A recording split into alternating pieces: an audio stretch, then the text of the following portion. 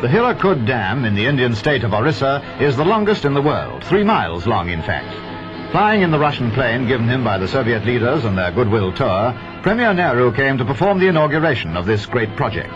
It aims at abolishing the fear of flood and famine in the state and providing enough irrigation to produce 200,000 tons of extra food annually.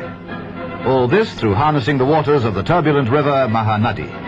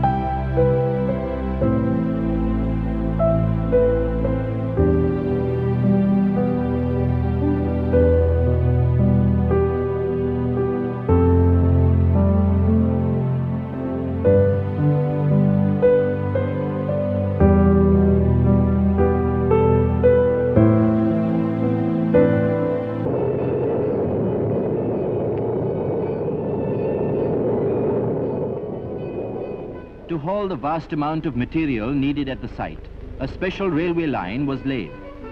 Meanwhile, survey, material testing and soil research continued as a vital preliminary to the actual construction of the dam.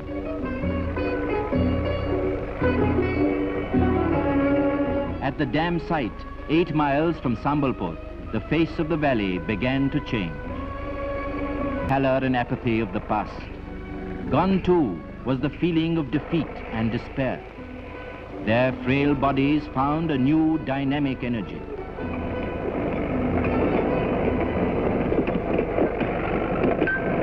By now, the workers' colony too had grown. Work continued simultaneously on several fronts.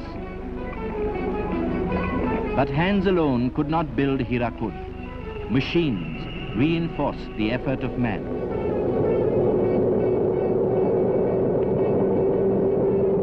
Machines and men.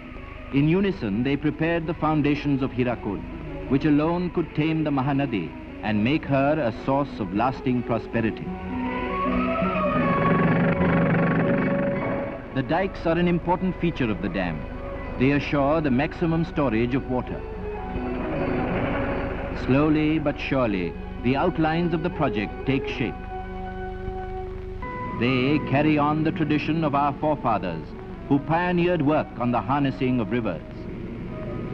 And for the people of the countryside, there is satisfaction also.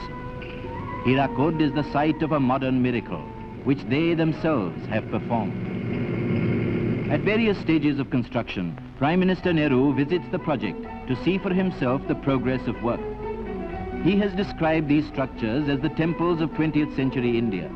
And indeed, Hirakud is as vital an achievement as the Sun Temple. The outlines of this multi-purpose project are visible evidence of the success of planning and execution, which has, from its inception, been entirely in the hands of Indians. It is a giant monument to the faith and labor of tens of thousands. They have sacrificed much to make all this possible, even their lands, which will be submerged by the reservoir of the dam, a lake covering 288 square miles. But they know